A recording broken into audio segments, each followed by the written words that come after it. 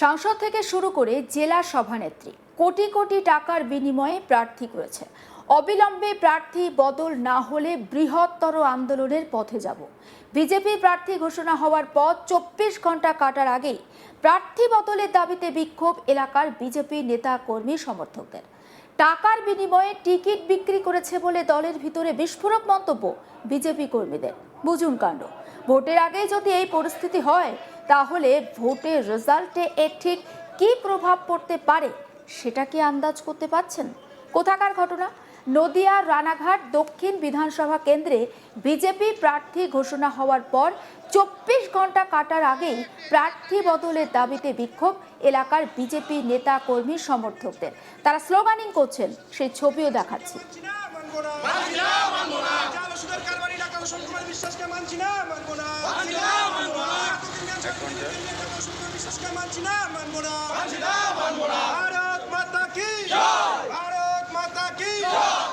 শুনলেন তাদের অভিযোগ, এবং তারা অভিযোগ করছেন যে টাকার বিনিময়ে এই আসন বিক্রি করেছেন রানাঘাটের সাংসদ এবং বিজেপির নদিয়া দক্ষিণের সভানেত্রী।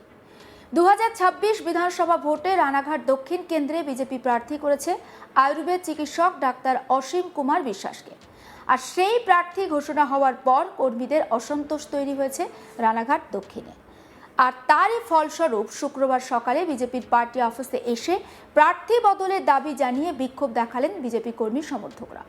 আন্দোলনকারী বিজেপি কর্মীদের বক্তব্য, প্রার্থী অসীম কুমার বিশ্বাস জাল ওষুধের কারবারি। সাংসদ জগন্নাথ সরকার, জেলা সভানেত্রী এবং অপর্ণা নন্দী কোটি টাকার বিনিময়ে তাকে প্রার্থী করেছেন। অবিলম্বে এই প্রার্থী বদল না হলে তারা বৃহত্তর আন্দোলনের পথে যাবেন। একবার শোনাবো বিক্ষুব্ধ বিজেপি কর্মী শুভঙ্কর বিশ্বাস ঠিক কি বলছেন এ বিষয়ে, তার বক্তব্য। দক্ষিণ বিধানসভায় ভারতীয় জনতা পার্টির ক্যান্ডিডেট যাকে করা হয়েছে ডাক্তার অসীম কুমার বিশ্বাস, এই লোক পার্টির কোনো সদস্য না। প্রথমত ইনি তৃণমূলের লোক, এক। দ্বিতীয়ত ইনি হচ্ছে চোর চিটিংবাজ, প্লাস ইনি হচ্ছে জাল ওষুধের কারবারি। জাল ওষুধের কারবারি প্লাস হচ্ছে এর জাল ওষুধের অনেক কোম্পানি ছিল, সেই কোম্পানি বন্ধ হয়ে গেছে, পুলিশ প্রশাসন থেকে সেই কোম্পানি ব্যান করে দেওয়া হয়েছে। তো আর জগন্নাথ সরকার আর জেলা প্রেসিডেন্ট অপর্ণা নন্দী এরা কোটি কোটি টাকার বিনিময়ে এই ডাক্তার অসীম কুমার বিশ্বাসকে রানাঘাট দক্ষিণ বিধানসভা কেন্দ্রে ক্যান্ডিডেট করেছে।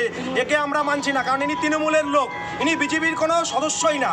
কোনোদিন বিগত দিনে ভারতীয় জনতা পার্টির কর্মীরা, সিনিয়র কার্যকর্তারা থেকে শুরু করে কেউ একে বিজেপি করতে দেখেনি। আপনাদের কি মনে হয় যে এখানে কাকে প্রার্থী করলে আপনাদের ভালো? ভারতীয় জনতা পার্টির কর্মীকে যাকে খুশি তাকে করুক। রানাঘাট দক্ষিণ বিধানসভার ভূমিপুত্র বিজেপির যে কোনো কর্মীকে করুক, আমরা মেনে নেব। রানাঘাট দক্ষিণ বিধানসভায় ভারতীয় জনতা পার্টির ক্যান্ডিডেট যাকে করা হয়েছে ডাক্তার অসীম কুমার বিশ্বাস। অন্যদিকে বিজেপির মণ্ডল সভাপতি অরিন্দম বিশ্বাস তিনি কি বলছেন একবার শুনে নিন।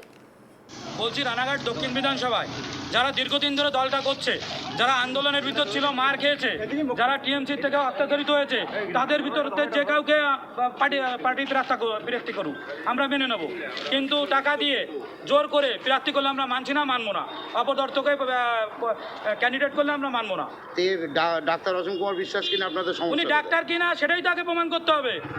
ওনার ডাক্তার ডিগ্রিটা যেটা সত্যি না মিথ্যে সেটা তাকে প্রমাণ করতে হবে। ঠিক আছে, ইনি কোনোদিন আমাদের ভারতীয় জনতা পার্টিতে কোনোদিন কোনো জায়গায় আমরা দেখিনি। আজকে দলটা করছে আমরা 8-10 বছর 15 বছর, এক একজন 23 বছর 30 বছর ধরে যারা করছে তারা কেউ আজকে ওনাকে দেখেনি।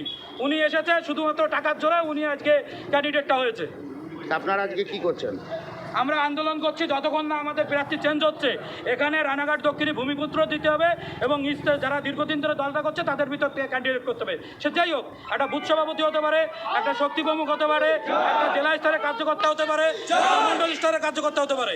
যাই হোক, আমাদের এখানে ভূমিপুত্র দরকার এবং আমার স্বাধীনতার পর থেকে এখানে এখনো লোকাল ক্যান্ডিডেট হয়নি, সব বহিরাগত প্রার্থী হয়েছে, সব বহিরাগত প্রার্থী হয়েছে। এখানে আমরা চাই লোকাল ক্যান্ডিডেট এবং মূলত স্থানীয় আমাদের এখানে দীর্ঘদিন ধরে দলটা করেছে সেই ক্যান্ডিডেটকে চাই আমরা। বিজেপি কর্মীদের দাবি, যাকে প্রার্থী করা হয়েছে তিনি নাকি বিজেপির কর্মীই নন, এমনকি তার মেম্বারশিপের যে কার্ড সেটাও নেই। একবার শুনুন শোভন বিশ্বাস বিজেপি নেতা, তার বক্তব্য। নদিয়া দক্ষিণ সাংগঠনিক জেলায় 90 রানাঘাট দক্ষিণ বিধানসভা কেন্দ্রে যিনি প্রার্থী হয়েছেন, অর্থাৎ কি শুনছি নাকি ডাক্তার না ডক্টর জানি না, ডাক্তার নাকি অসীম কুমার বিশ্বাস মহাশয়। তা এই অসীম কুমার বিশ্বাস মহাশয় নাকি ডাক্তার বিশ্বাস মহাশয় নাকি হয়েছে। এই অসীম কুমার বিশ্বাস মহাশয় হলো দুর্নীতিগ্রস্তভাবে জালিয়াতভাবে তার ওষুধ ব্যবসা। আমরা বিজেপি দল স্বচ্ছতাভাবে রাজনীতি করি। আমাদের রাজনীতি হচ্ছে তৃণমূল কংগ্রেসের দুর্নীতির বিরুদ্ধে, কাটমানির বিরুদ্ধে, সিন্ডিকেটের বিরুদ্ধে, তোলাবাজির বিরুদ্ধে। এমত অবস্থায় দাঁড়িয়ে আমরা নিজেরা দিশেহারা যে কার মদতে কার প্রলোভনে এরকম ধরনের একজন দুর্নীতিগ্রস্ত প্রার্থীকে বিজেপির প্রার্থী করা হলো 90 রানাঘাট দক্ষিণ বিধানসভায় ডাক্তার অসীম কুমার বিশ্বাসকে। সেই জায়গায় দাঁড়িয়ে সমস্ত কার্যকর্তারা বিধানসভা জুড়ে এখানে কার্যকর্তারা উপস্থিত রয়েছেন, সমস্ত স্তরের কার্যকর্তারাই অতিষ্ঠ হয়ে পড়েছেন, সমস্ত স্তরের কার্যকর্তারা আন্দোলনে সামিল হয়েছেন। আজ থেকে শুরু, এরপরে ক্রমান্বয়ে প্রত্যেকটা বিধানসভার কোনায় কোনায় এই আন্দোলন অতি থেকে অতিবাহিত হবে। আজকে আপনারা কি করছেন? আমাদের একটাই টার্গেট, আমরা ওপর নেতৃত্বের কাছে আবেদন করব।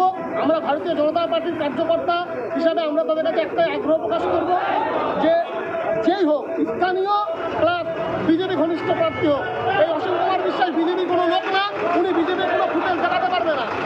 উনি বিগত দিনে বিজেপি করতেন, এরকম একটা ফুটেজ দেখাতে পারবেন না, এমনকি ওনার একটি মেম্বারশিপও নেই। গত বিধানসভা ভোটে অর্থাৎ 2021-এর বিধানসভা ভোটে এই কেন্দ্রে জয়লাভ করেছিল বিজেপি। এবার এই প্রার্থী অসন্তোষের ফসল শাসক দল তুলতে পারে কিনা, এখন সেদিকেই তাকিয়ে রয়েছে রাজনৈতিক মহল। এ বিষয়ে আমার কলিগ সুরজিৎ দাস তার রিপোর্টে ঠিক কি তুলে ধরেছেন দেখাবো। গোটা রাজ্য জুড়ে বিজেপি তাদের প্রার্থী তালিকা প্রকাশ করেছে। অধিকাংশ বিধানসভাতেই প্রার্থী তালিকা প্রকাশ করেছে তারা, যদিও বেশ কিছু বিধানসভা এখনো বাকি রয়েছে প্রার্থী তালিকা প্রকাশের। তার আগেই দেখা গেল বিভিন্ন বিধানসভায় প্রার্থী তালিকা প্রকাশ করার পর বিধানসভাগুলিতে বিজেপির গোষ্ঠীদ্বন্দ্ব প্রকাশ্যে এসছে। ঠিক সেই রকমই নদিয়ার রানাঘাট উত্তর রানাঘাট দক্ষিণ বিধানসভা, সেখানে প্রার্থী হিসেবে ঘোষণা করা হয়েছে চিকিৎসক, আয়ুর্বেদিক চিকিৎসক ডক্টর অসীম কুমার বিশ্বাস। তার যখন নাম ঘোষণা হয় তারপরেই দেখা যায় বিধানসভায় ওই এলাকায় যখন তিনি প্রচার সারছেন একদিকে, তখন অন্যদিকে কয়েকজন বিক্ষুব্ধ বিজেপি নেতাকর্মী তারা পথে নেমেছেন। তাদের যেটা স্পষ্ট দাবি যে এই অসীম কুমার বিশ্বাস একটি জাল চিকিৎসক, টাকার বিনিময়ে মূলত তাকে প্রার্থী করা হয়েছে। এবং তারা মারাত্মক একটি অভিযোগ তুলছেন যে রানাঘাট কেন্দ্রের বিজেপি সাংসদ জগন্নাথ সরকার এবং সভানেত্রী, জেলা সভানেত্রী অপর্ণা নন্দী, তারা কিন্তু টাকার বিনিময়ে এই চিকিৎসক অসীম কুমার বিশ্বাসকে কিন্তু প্রার্থী করেছেন। অর্থাৎ এই যে বহিরাগত প্রার্থী, তিনি একজন জালি চিকিৎসক। এর আগেও এই আয়ুর্বেদিক ঔষধের ব্যবসা করতে গিয়ে তিনি প্রশাসনের হাতে ধরা পড়েছিলেন। তার বিরুদ্ধে বিভিন্ন দুর্নীতির অভিযোগ রয়েছে। কি কারণে, কিভাবে একজন বহিরাগত প্রার্থীকে তাদের এলাকায় প্রার্থী করা হলো এবং যিনি কিনা কোনো দলের সঙ্গে যুক্ত নয়, তাকে কেন হঠাৎ করে প্রার্থী করা হলো, কোন জাদু বলে তিনি প্রার্থী হলেন, মূলত সেই অভিযোগ তুলেই কিন্তু এদিন বেশ কয়েকজন বিজেপি কর্মী সমর্থক তারা কিন্তু পথে নামেন। বিজেপি পতাকা নিয়ে তারা পথে নেমে কিন্তু বিক্ষোভ দেখাতে থাকেন। তাদের যেটা দাবি, অবিলম্বে এই প্রার্থী বদল করতে হবে, না হলে তারা কিন্তু আবারও পথে নামবেন এবং আবারও পথে নেমে আন্দোলন করবেন। রীতিমতো এই প্রার্থী তালিকা ঘোষণার পর এবং নির্বাচনের আগে রানাঘাট দক্ষিণ কেন্দ্রে সমস্যায় পড়েছে বিজেপি। অন্যান্য সমস্ত খবরের আপডেটের জন্য নজর রাখুন আজ তাক বাংলা, সাবস্ক্রাইব করতে ভুলবেন না।